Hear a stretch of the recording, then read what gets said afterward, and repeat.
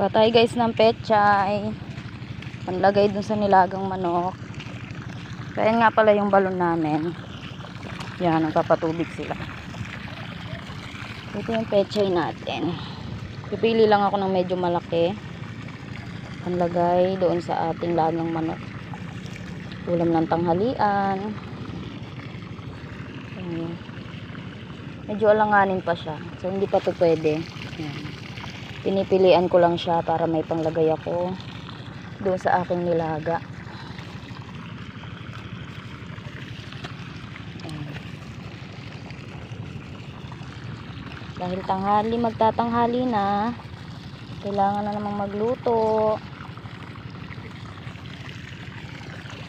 Dito tayo sa medyo malaki na. Ayan. Mainit. Kailangan ko sundalo guys. Hindi lang ako